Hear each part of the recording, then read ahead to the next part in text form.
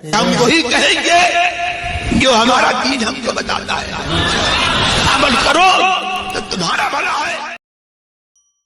الحمدللہ رب العالمین والصلاة والسلام على سید الانبیاء والمرسلین، اما بعد فاعوذ باللہ من الشیطان الرجیم، بسم اللہ الرحمن الرحیم، ان اللہ وملائکتہ یصلون علی النبی یا ایہا الذین آمنوا صلوا علیہ وسلموا تسلیما، اللہم صلی علی سیدنا وشفیعنا وحبیبنا ومولانا محمد وبارک وسلم صلاۃ وسلام علیک یا رسول اللہ صلی اللہ تعالی علیہ وسلم۔ هل انبئکم علی من تنزل الشیاطین، کیا میں تمہیں بتا دوں کہ شیطان کس پر اترتے ہیں؟ تنزل علی کل افاک اثیم، ہر بڑے بہتان والے گنہگار پر۔ یلقون السمع واکثرهم کاذبون، شیطان اپنی سنی ہوئی باتیں ان پر ڈالتے ہیں اور ان میں سے اکثر جھوٹے ہیں۔ پہلے آیات میں یہ جو بتایا گیا تھا کہ شیطان کی یہ مجال نہیں ہے کہ محبوب کے قریب بھی آ سکے، شیطان یہ کلام لے کر کے نہیں اترتا ہے، تو پھر یہ سوال پیدا ہوا کہ شیطان کس پر اترتا ہے؟ تو اب یہاں بتایا جا رہا ہے کہ تنزل علی کل افاک اثیم، شیطان کس پر اترتے ہیں؟ جھوٹے بہتان لگانے والے گنہگار پر اترتے ہیں۔ کہ شیطان کا آنا جانا کس کے پاس میں ہوتا ہے؟ فرمایا جھوٹے اور بدکار کے پاس میں شیطان کا آنا جانا ہوتا ہے۔ یہ جھوٹے ناانجاز لوگ بڑے غور سے شیطان کی باتیں سنتے ہیں اور پھر اس کے اندر اپنی طرف سے ملاوٹ کرتے ہیں، اور ملاوٹ کر کے بات کا بتنگڑ بنا کر کے لوگوں میں وہ بات پھیلا دیتے ہیں اور پھر اپنی جیب گرم کرتے ہیں۔ یہ ان کاہنوں کا کام ہے، ان جھوٹے اور کاذب لوگوں کا یہ کام ہے۔ محبوب کی یہ شان نہیں ہے کہ محبوب کے پاس میں شیطان کبھی پھٹک سکے۔ یہ سب کے سب جو ان کا آنا جانا ہے، ان کا آنا جانا شیاطین کا، یہ کاہنوں کے پاس میں ہے۔ مطلب اس کا یہ ہے کہ جو لوگ یہ کہتے تھے نا کہ معاذ اللہ، اللہ کے رسول علیہ السلام شیطانوں سے سن کر کے ہمیں بتاتے ہیں قرآن، تو فرمایا کہ شیطان تو شر اور برائی پھیلاتے ہیں، قرآن نیکی اور ہدایت کی دعوت دیتا ہے، شیطان شرک کی طرف بلاتا ہے، اور شیطان جو ہے وہ برائی کی طرف بلاتا ہے، لیکن قرآن تو خدا کی وحدانیت کی طرف بلاتا ہے۔ شیطان کہتا ہے کہ دنیا میں عیش کر لو، اور قرآن کہتا ہے اس زندگی کے بعد ایک زندگی اور بھی ہے۔ تو قرآن کے مضامین اور شیطان کی باتوں میں آسمان اور زمین کا فرق ہے، تو محبوب کی باتوں کو شیطان کی طرف منسوب کرنا یہ کتنی بڑی غلط اور کتنی بڑی جھوٹی بات ہے۔ تو یہاں پر یہ فرمایا گیا کہ شیطان محبوب کے پاس نہیں آتے بلکہ آتے ہیں کاہنوں کے پاس۔ قتادہ کہتے ہیں کہ اس آیت کریمہ میں افاکن اسیم سے مراد ہے کاہن، یعنی عرب کے اندر کاہن ہوا کرتے تھے۔ کاہن اس آدمی کو کہتے تھے جو آنے والے زمانے میں ہونے والی باتیں بتایا کرتا تھا، اور وہ یہ دعویٰ کرتا تھا کہ میں راز کی باتیں جانتا ہوں۔ اب ان میں بہت سارے رائب تھے عرب میں، کچھ ایسے بہت سارے کائن تھے۔ کچھ کائن یہ کہتے تھے کہ ان کے پاس جنات آتے ہیں، غیب کی خبریں بتاتے ہیں۔ کچھ کاہن یہ کہتے تھے کہ ان کے اندر اتنی سمجھداری ہے کہ وہ دیکھ کر کے آنے والی باتوں کو پتہ لگا لیتے ہیں۔ تو یہ کاہن کے پاس جانا اسلام کے اندر جائز نہیں ہے۔ حضرت ابو ہریرہ رضی اللہ تعالیٰ عنہ ارشاد فرماتے ہیں، اللہ کے رسول علیہ السلام نے ارشاد فرمایا، جو کاہن کے پاس گیا اور اس کی بات کو مانا تو وہ دین سے ایسے بری ہو گیا، وہ اس دین سے بری ہو گیا جو اللہ نے اپنے حبیب پر نازل کیا تھا، یعنی بندہ ایمان سے خارج ہو جائے۔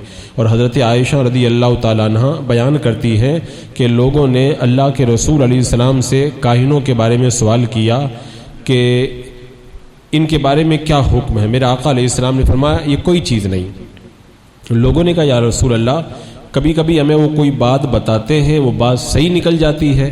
تب اللہ کے رسول علیہ السلام نے فرمایا یہ سچی بات وہ ہے جو ان کے پاس جن پہنچاتا ہے، جن ان کے کان میں وہ بات ڈال دیتا ہے اور اسی کے اندر وہ لوگ جھوٹ ملا کر کے لوگوں کے اندر پھیلا دیتے ہیں۔ تو عرب کے اندر کاہنوں کا بڑا رواج تھا اور وہ کاہنوں کی باتیں بہت مانا کرتے تھے، لیکن اسلام کے اندر کہانت کا کوئی ثبوت نہیں ہے۔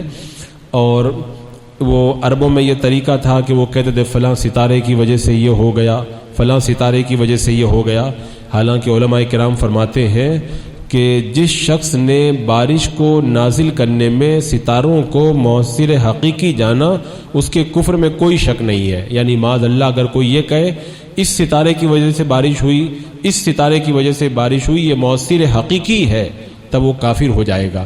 اور جس کا عقیدہ یہ ہو کہ بارش تو اللہ دیتا ہے لیکن یہ ستارے بارش کی پہچان ہے، ایک نشانی ہے، تو اس کو پہچان اور نشانی مانے تو یہ کفر نہیں ہے۔ تو یہ آج کل بھی بہت زیادہ چل رہا ہے۔ میرے آقا صلی اللہ علیہ وسلم نے فرمایا جو شخص ستاروں پر ایمان لایا وہ کافر ہو گیا۔ یعنی جو نجومیوں کی باتوں کو مانے، ان کے ڈھکوسلوں کو مانے اور اس کو جو ہے وہ صحیح طور پر تسلیم کرے اور ستاروں کو مؤثر سمجھے، وہ ایمان سے بندہ خارج ہو جائے گا۔ اور اس حوالے سے خلاصہ یہی ہے، اعلیٰ حضرت امام اہل سنت رضی اللہ تعالیٰ عنہ فرماتے ہیں علم نجوم کے دو ٹکڑے، یعنی جو چاند، سورج، ستاروں کا جو علم جو لوگ بتاتے ہیں، اعلیٰ حضرت فرماتے ہیں اس کے دو ٹکڑے ہیں۔ ایک تو ہے فن، علم تو قرآن میں موجود ہے، ستاروں کا علم ہوتا ہے، اور دوسرا ہے اس کا فن تاثیر، یعنی ستارے لوگوں کی زندگیوں میں اثر کرتے ہیں۔ یہ بالکل باطل ہے اور یہ درست نہیں ہے۔ بس اتنی سی بات ہے، جیسے بندہ اگر نبض پہ ہاتھ رکھے تو پتہ چل جاتا ہے کہ کیا بیماری ہے، اسی طرح ستارے ایک طرح کی پہچان ہے، ایسے نشانی دیکھ کر کے اندازہ لگایا جا سکتا ہے۔ یہ مؤثر نہیں ہے، اندازہ لگایا جا سکتا ہے۔ جس طرح حضرت سیدنا عمر فاروق رضی اللہ تعالیٰ عنہ نے حکم دیا تھا کہ بارش کے لیے دعا کرو تو منزل قمر یعنی چاند کی منزل کو دیکھ لیا کرو۔ تو مطلب کیا تھا؟ ایک علامت ہے، دیکھ لو بس، یہ نہیں کہ ستارے اثر کرتے ہیں۔ اور حضرت علی رضی اللہ تعالیٰ عنہ نے فرمایا کہ لا تسافروا والقمر فی الاقرب، قمر جب اقرب میں ہو تو پھر سفر مت کیا کرو۔ تو یہ خیر اس کی تعویل الگ ہے، لیکن کہنے کا مطلب یہ خالی ایک طرح کی پہچان ہے، یہ علامت ہے۔ اس ستارے کا انسان کی زندگی میں خود کوئی اثر نہیں ہے۔ حضور صدر الشریعہ رحمۃ اللہ تعالی علیہ فرماتے ہیں قمر در اقرب، یعنی چاند جب برج اقرب میں ہوتا ہے۔ ارے آپ لوگ دیکھتے ہو نا، اخبار میں دیتا ہے کہ فلاں کا یہ آج فلاں ستارہ ہے، فلاں کا فلاں ستارہ ہے۔ تو فرماتے چاند جب برج اقرب میں ہوتا ہے تو لوگ سفر کو برا جانتے ہیں اور نجومی اسے منحوس بتاتے ہیں، اور جب یہ چاند برج اسد میں ہوتا ہے تو لوگ کپڑے سلانے اور کٹانے کو برا جانتے ہیں۔ فرماتے ہیں یہ سب غلط ہے، نجومیوں کے ڈھکوسلے ہیں، انہوں نے اپنی طرف سے بنا کر کے رکھا ہے۔ اور حکیم الامت مفتی احمد یار خان صاحب علیہ رحمہ فرماتے ہیں کہ فلاں تارہ فلاں برج میں پہنچا اس لیے بارش ہوئی، اگر کوئی اس کی تاثیر سے بادل اور بارش کو مانے تو ایسا کہنا یہ حرام ہے، اور کبھی کبھی تو یہ کفر ہو جاتا ہے۔ لہذا ستاروں کو فاعل مدبر ماننا کفر ہے۔ انہیں خالی بارش کی علامت مان سکتے ہیں، مگر یہ بھی کہنا برا ہے، اس سے بھی پرہیز کرنا چاہیے۔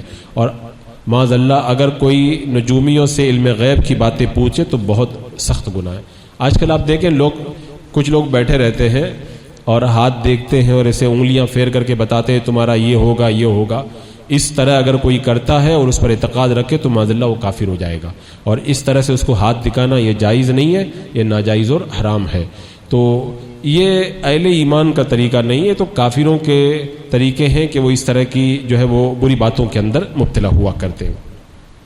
اس کے بعد میں اللہ تبارک و تعالیٰ نے ارشاد فرمایا وَالشُّعَرَاءُ يَتَّبِعُهُمُ الْغَاوُونَ، اور جو شعراء ہیں ان کی پیروی حق سے بہکے ہوئے لوگ کرتے ہیں۔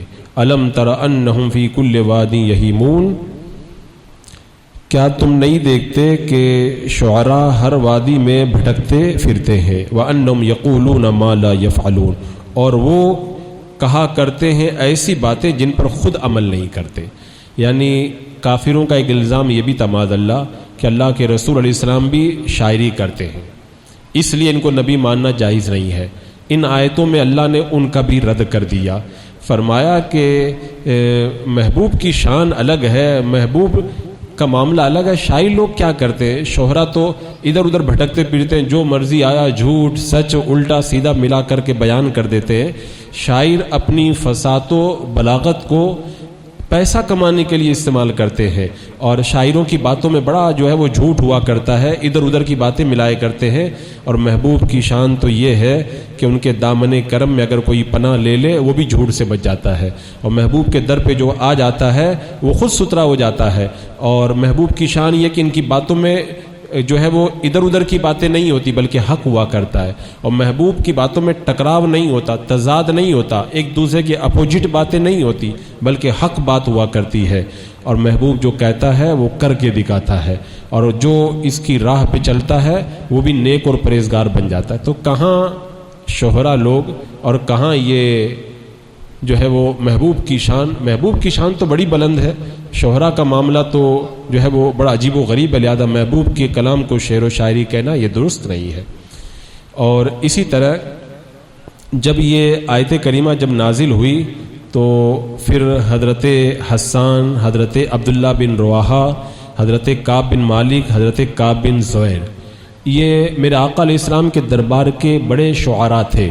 یہ روتے ہوئے میرے آقا کی بارگاہ میں حاضر ہوئے، عرض کی یا رسول اللہ، شاعروں کے بارے میں اللہ نے یہ آیتیں اتاری ہیں تو ہم بھی تو شعر و شاعری کرتے ہیں، تب تو ہم برباد ہو گئے، ہماری نجات کیسے ہوگی؟ تب اللہ نے پھر اگلی والی آیتیں اتاری. فرمایا الا الذین آمنوا وعملوا الصالحات وذکروا اللہ کثیرا وانتصروا من بعد ما ظلموا وسیعلم الذین ظلموا ای منقلب ینقلبون. مگر ان شعراء کے علاوہ جو ایمان لے آئے اور انہوں نے نیک کام کیے اور کثرت سے اللہ کو یاد کرتے ہیں اور انتقام لیتے ہیں اس کے بعد کہ ان پر ظلم کیا گیا، اور عنقریب جان لیں گے جنہوں نے ظلم و ستم کیے کہ وہ کس کروٹ پلٹتے ہیں. یعنی اللہ نے بتا دیا کہ جن شاعروں کی مذمت پچھلی آیتوں میں کی گئی ہے یہ وہ شاعر ہیں جو کفر و شرک کو پھیلاتے ہیں، جھوٹ اور فسق و فجور کو پھیلاتے ہیں. لیکن وہ شہرا جو نبی کی خدمت میں رہتے ہیں، جو نعت پاک لکھتے ہیں، اسلام کی تبلیغ کرتے ہیں، وہ تو اللہ کی بارگاہ میں بڑے مرتبے والے ہیں. اللہ تبارک و تعالیٰ نے ان شعراء کو تو بڑا مرتبہ عطا فرمایا ہے. تو اس طرح اللہ نے اپنے محبوب صلی اللہ تعالیٰ علیہ وسلم کے دربار کے شاعروں کی عظمتوں کو بیان فرمایا. حضرت ام المومنین عائشہ صدیقہ رضی اللہ تعالیٰ عنہ بیان کرتی ہے کہ حضرت حسان کے لیے میرے آقا علیہ السلام مسجد میں ممبر رکھتے، اس ممبر پر حضرت حسان کھڑے ہوتے، میرے آقا کے فضائل بیان کرتے، اور آقا کریم صلی اللہ تعالیٰ علیہ وسلم نے ارشاد فرمایا تھا کہ اللہ تعالیٰ روح القدس کے ذریعے حسان کی تائید فرماتا ہے. تو جو اسلامی شاعر ہیں وہ گمراہ نہیں ہیں، بلکہ جن شعراء کو گمراہ کہا گیا یہ وہ لوگ ہیں جو جھوٹے موٹے اشعار کہا کرتے تھے. حضرت برہ بن عازب بیان کرتے ہیں اللہ کے رسول علیہ السلام نے جنگ قریظہ کے دن حضرت حسان بن ثابت سے فرمایا مشرکین کی برائی کرو کیونکہ جبریل تمہارے ساتھ میں. یعنی کوئی اچھے اشعار کہتا ہے تو حضرت جبریل اس کی تائید کرتے ہیں جو میرے آقا کی شان بیان کرتا ہے.